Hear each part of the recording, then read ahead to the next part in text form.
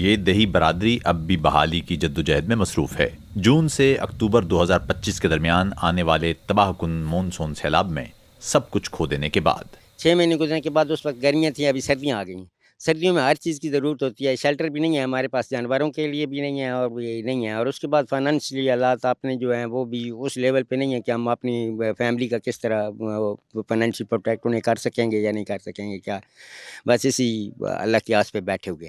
Chakwal district government ضلع چکوال کی ضلعی حکومت نے حکومت پنجاب سے 3.77 ارب روپے بطور پیکج مانگے تھے۔ اب تک صرف 50 لاکھ روپے جاری کیے گئے ہیں، جو کہ نہ ہونے کے برابر ہیں۔ which is peanuts.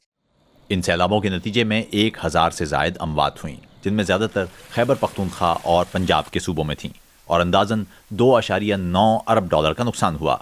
زرعی شعبے کو سب سے زیادہ مالی نقصان اٹھانا پڑا۔ ابھی تک صدر گاؤں کے اندر جو 25-30 گھر بہت زیادہ ڈیمیج ہوئے ہیں، ان میں کسی بھی ادارے نے، خواہ وہ لوکل گورنمنٹ ہو، گورنمنٹ پنجاب یا انٹرنیشنل کوئی ادارہ ہو، کسی نے بھی کسی قسم کی کوئی ایکٹیویٹیز نہیں دکھائی۔ وہ یوں کا توں یہاں بھی ہے وہ اسی طرح پڑا ہے۔ جو لوگوں نے اپنی مدد آپ کے تحت کام کر سکتے تھے وہ انہوں نے کیا ہے۔ رہائشیوں کا کہنا ہے کہ انہیں حکومت کی طرف سے کوئی مدد نہیں ملی۔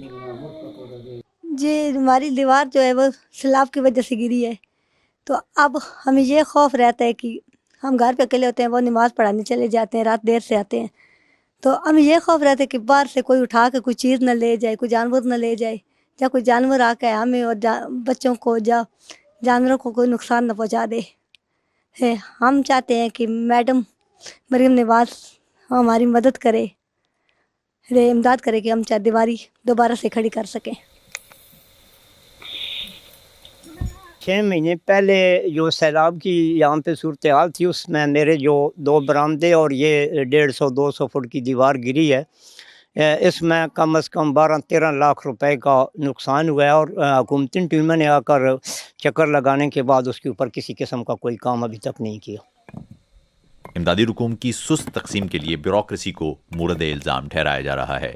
To disperse a lot of this اس معاوضے کی بڑی رقم تقسیم کرنے کے لیے ایک رجسٹریشن کا عمل درکار ہوتا ہے، جس میں تمام نقصانات کو درج کیا جاتا ہے۔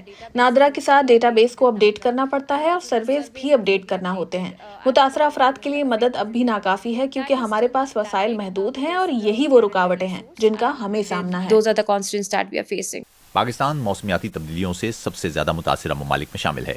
سائنسدان اس بات پر متفق ہیں کہ موسمیاتی تبدیلیاں مونسون کی بارشوں کو مزید شدید بنا رہی ہیں۔ صدر جیسے گاؤں شاید اگلے برس سے پہلے مکمل طور پر بحال نہ ہو سکیں، مگر پھر انہیں تب شاید ایک نئے مونسون سیزن کی تباہ کاریوں کا سامنا کرنا پڑے۔